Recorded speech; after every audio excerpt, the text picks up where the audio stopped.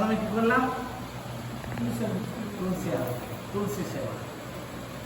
হ্যাঁ, তুলসী সেবা করতেই হবে, নাহলে কোনো ব্রতই সম্পন্ন হবে না বিষ্ণু সেবা। বিষ্ণু সেবায় তুলসী ছাড়া হবেই। তাই আমাদের প্রথমেই যেটা করতে হবে সেটা হচ্ছে তুলসী দেবীর আরাধনা বন্দনা করতে হবে। কেন না আমরা কি গাই না ওখানে? নমো নমো তুলসী কৃষ্ণ প্রেয়সী। কৃষ্ণের অত্যন্ত প্রিয়, রাধা কৃষ্ণের সেবা করে এই অভিলাষী। যদি আমরা রাধা গোবিন্দের সেবা চাই তাহলে আমাদেরকে তুলসীর কাছে সমর্পিত হতে হবে। যে তোমার শরণ লয়, যে তোমার শরণ নেবে বলছে, না নিলে হবে না। ওই আর চোখে দেখলেন তুলসীর কাছে পৌঁছালেন না, কে বলেছে একটা তুলসী গায়ে রাখতে হয়, ও লাগাই দিয়েছি। হ্যাঁ, টাকা পয়সা আছে, একটা মন্দির বানাই দিয়েছি, থাক ওখানে বসে। রোদ পাচ্ছি না, গরম পাচ্ছি না, ঠান্ডা পাচ্ছি, দেখার দরকারই নাই। হ্যাঁ, কিভাবে আছে? আমার ছাদটা তো ঠিক আছে, আমার ঘরটা তো এসি আছে। হ্যাঁ, দেখার কি দরকার? হ্যাঁ, ভক্ত স্বামীতে এসে আমরা জানলাম যে না বৈশাখ মাসে জলধারা দিতে হয়, ছত্র জলছত্র মানে ছায়া শুদ্ধ জল দিতে হয় ওই রোদের তাপে। হ্যাঁ, জল এবং ছত্র। হ্যাঁ, তাই তখন রোদের সময় তাকে একটু ছাওয়া দেওয়া দরকার, জল দেওয়া দরকার। কেন তোমার মাথায় এত তাপ লাগছে আর তার মাথায় কি লাগছে? সেই যেমন দেবী হয়, বিষ্ণু আরাধিকা হয়, তার প্রতি কি ধরনের ব্যবহারটা করা দরকার? তাই শরণাগতি মানে যে তোমার শরণ নয়, শরণটা কেমন নিতে হবে? তুচ্ছ তাচ্ছিল্য বোধ হলে হবে না, হেয় করে হবে না, দায়বদ্ধ করে হলে হবে না। যে তোমার শরণ নয় তার বাঞ্ছা পূর্ণ হবে, সবার হবে না, তাই না? যে যেমন শরণ নেবে তার তেমন হবে। যে তোমার শরণ লয় তার বাঞ্ছা পূর্ণ হয়, কৃপা করি করতারে বৃন্দাবনবাসী। হ্যাঁ, আজ আমরা বৃন্দাবন যাচ্ছি, পুরী ধাম যাচ্ছি, গৌর ধাম যাচ্ছি, যেতে হচ্ছে। আমরা ব্রজভূমিতে জন্মগ্রহণ করি না, কিন্তু যারা অত্যন্ত সৌভাগ্যবান তারা ব্রজভূমিতে জন্মগ্রহণ করেছে। কেন জন্ম করে? মৃত্যু হলে জন্ম হবে, বিদায় ভগবান বলে দিয়েছে, আর জন্ম হলে মৃত্যু হবে। তাহলে এখন আমি এমন পরিবেশে জন্মগ্রহণ করেছি যেখানে এই রাধা গোবিন্দ কি আর তুলসী কি আর ভক্ত কি অভক্ত কি এসব জানি না। কারণ আমরা আমাদের অহমিকার দ্বারা, অর্থ সম্পদের দ্বারা বলিয়ান হয়ে একদম শ্রেষ্ঠ হয়ে আছি। হ্যাঁ, কিন্তু কিসের শ্রেষ্ঠ আমরা সেটা আবার প্রশ্নই করি না যে আমার শ্রেষ্ঠত্বের অবদান কি। হ্যাঁ না, মারা যাবে ঝাঁটালি গরু ছড়া দিয়ে বার করে আর তোমার একদম কাটা দিয়ে আর ঢুকতেই দেবে না তোমার। হ্যাঁ না, তাই বলছে ব্রজভূমিতে বাস হবে, জন্মগ্রহণ করবে, মৃত্যু হলেই জন্ম হবে। হ্যাঁ, আর জন্ম হলেই মৃত্যু হয়। কিন্তু যদি ব্রজভূমিতে বসবাস করে তো কি দেখি আমরা? যদি ব্রজভূমিতে যাই দেখি সেখানে মানুষের আচার আচরণ ব্যবহারটা কেমন। আমাদের মতো নয়, পঞ্চমুখ। হ্যাঁ, কি বলে? হ্যাঁ, যেন মুখের মধ্যে একটা পঞ্চাকৃতি ভাব। ওভাবে যাবেন দীপদান করে দীপদান এমন ভঙ্গি করবে মানে সে আর বলার কিছু না। কি বললাম? হ্যাঁ, দ্বিতীয়বার মনে হবে না ওনার দিকে আর তাকাই কি বলি, এমনই অবস্থা। হ্যাঁ, তাই বলছেন যে তোমার শরণ লয় তারও বাঞ্ছা পূর্ণ হয়, কৃপা করি করতারি বৃন্দাবনবাসী। মানে গোবিন্দের চরণে বাস, গোবিন্দের সেবার পূর্ণ সুযোগ। তখন আর এই মায়া মোহ এই শব্দ কি পড়াশোনা করতে হবে, খাইলে মায়া মোহটা কি জানতো। এখন যেমন এই কৃষ্ণ ভক্তি কি জানতে গেলে এইসব সাধু সঙ্গ করতে হবে, শাস্ত্রের সঙ্গ করতে হবে, ভক্ত সঙ্গ করতে হবে, তাও হবে না, খেলা গুতা খেয়ে হবে। তাই না? যদি সেরকম গুরু থাকে আর আমি আর যদি সেরকম চেতনা থাকে তাহলে লাঠি খেতে খেতে খেতে খেতে বান্দর যেমন বস হয়, বাঘ যেমন বস হয়, আমি সেরকম বস হব। মানে আমার এই বাঁদরামিটা বস হবে, নাইলে হবে না। তাই না? যেমন তেমন হলো হবে না, কিচ্ছু হবে না, শুধু জীবনটা নষ্ট করা হবে, তাই না? যদি ইটি ভগবান হতো, পাথরই মহাদেব হতো, তাহলে আর মহাদেব বলে তিনি থাকতো নাই নাকি? তো আবল তাবল করে কোনো কিছু লাভ হয় না। তাই গজমুখে যে ভগবানের আরাধনার শ্রেষ্ঠ ক্ষেত্র যে গজধাম, সেখানে জন্মগ্রহণ করলে জীবের উদ্ধারের কোনো আর সংশয়ই নেই, তাই না? বিলাসকুঞ্জে দিয়বাস নয়নে হেরিব সদা যুগল রূপ আসে, রাধা কৃষ্ণে যুগল রূপ সদায় দর্শন করবে। হ্যাঁ, এই নিবেদন করো, আমাকে নিবেদন করতে হবে। সখীর অনুগত করো, মানে গুরু পরম্পরার কোনো ব্যক্তির অধীনে থেকে আমাকে সেবা করার সুযোগ করে দাও। আমি তো রাধারানীর সেবা করার যোগ্য নই, আমি অষ্টসখীদের সেবা করার যোগ্য নই, সখীদের যে সখীরা আছে তাদের সেবা করার যোগ্য নই। আমার মতো অধম পতিত জন এ ধরাতে নেই।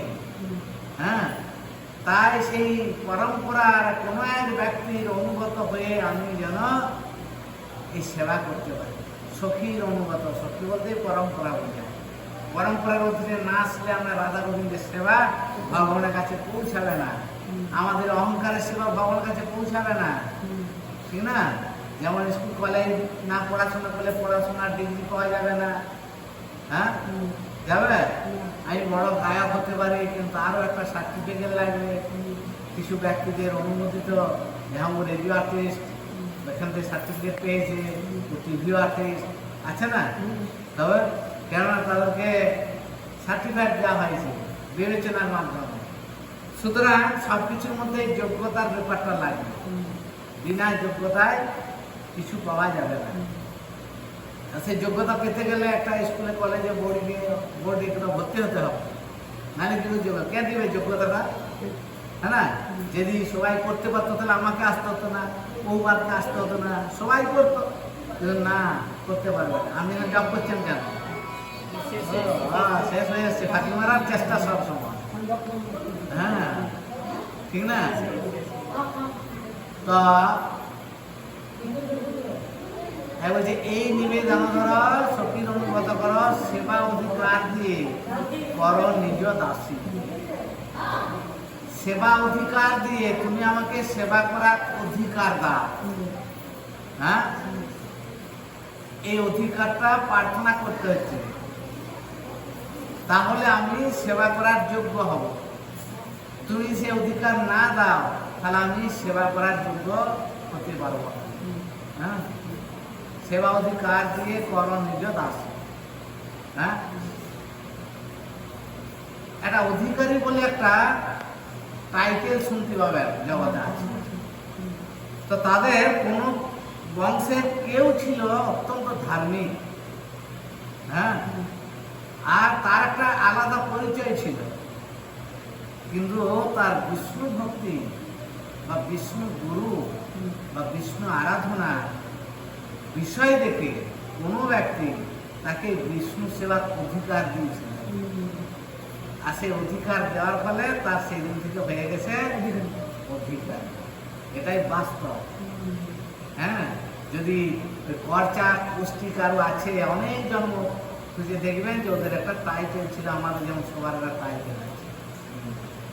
তাই অধিকার শব্দটা খুব গুরুত্বপূর্ণ। এটা দ্বারা আমাদের অহংকার দূর হবে, অজ্ঞতা দূর হবে, অহমিকা দূর হবে, পাণ্ডিত্য দূর হবে। এই পাণ্ডিত্য জগৎটা ভগবানের সেবায় লাগবে না। এই জড়জাগতিক যে পাণ্ডিত্য, এটা ভগবানের সেবায় লাগবে না। যদি সে সেই পাণ্ডিত্যকে ভগবানের সেবার অনুকূল করে, করতে গেলে তাকে আবার এই স্কুলে ভর্তি হতে হবে। ঠিক আছে?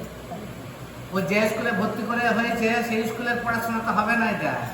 এটা কৃষ্ণ ভবনময় স্কুলে ভর্তি হতে হবে।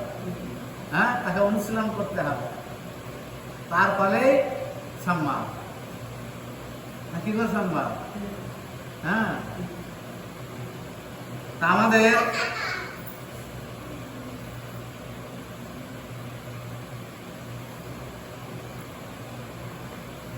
শ্রোতায় ভুলে গেলাম এটা কি? তারপরে তেনা নির্মালা সর্বপাদি বিনির্মুক্তা।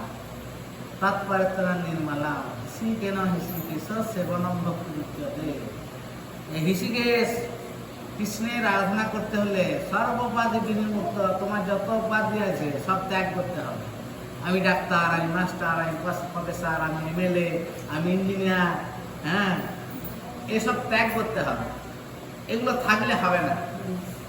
এগুলো আমাদের জড় সম্পদ, জড় ঐশ্বর্য, জড় যা কিছু তোমার ভজনে বাধা, ভগবানের ভজনে বাধা সৃষ্টি হবে। জড় যা কিছু উপাধি আছে, তাহলে সর্বোপাধি বিনির্মুক্ত, তুমি সমস্ত তোমার যে উপাধি আছে সেটা ত্যাগ করো। তৎপর তুমি নির্মলাম, তারপর তুমি শুদ্ধিকরণের পন্থা অবলম্বন করো, কি করে শুদ্ধ হওয়া যায়। হ্যাঁ, ঠিক না? শুদ্ধিকরণের পন্থার সময় তোমার শিক্ষা লাভ করতে হবে।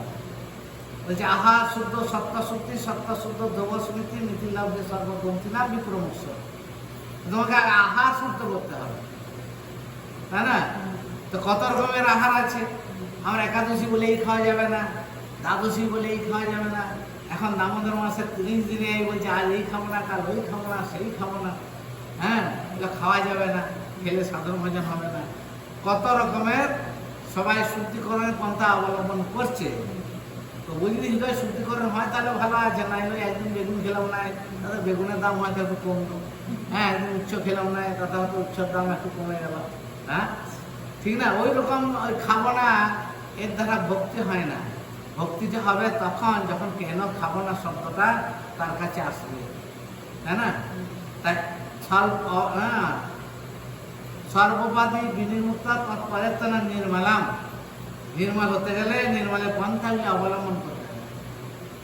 তারপর হৃষিকেন হৃষিকেশ, এই ইন্দ্রিয় দিয়ে ইন্দ্রিয়ের অধিপতি কৃষ্ণের আরাধনা করতে হবে। হ্যাঁ, আর তার আগে আমাকে বৃন্দা দেবীর স্বর্ণাপন্ন হতেই হবে।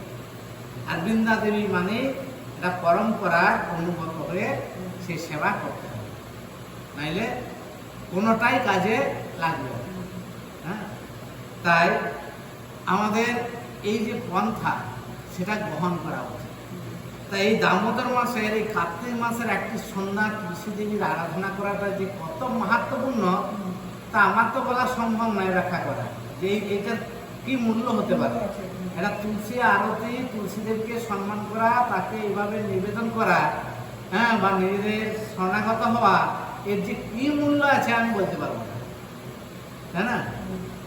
তারপর এই দামোদর একটি আরতি, ভগবান দামোদরকে সম্মান করা, তাকে শ্রদ্ধা, হ্যাঁ, আসন দেওয়া, যে হ্যাঁ আমি দামোদরকে সম্মান করি, দামোদর মাসকে আমি হ্যাঁ মান্যতা দিয়েছি, আমি দামোদরের উপাসনা করেছি, এটা তাকে স্থান দেওয়া।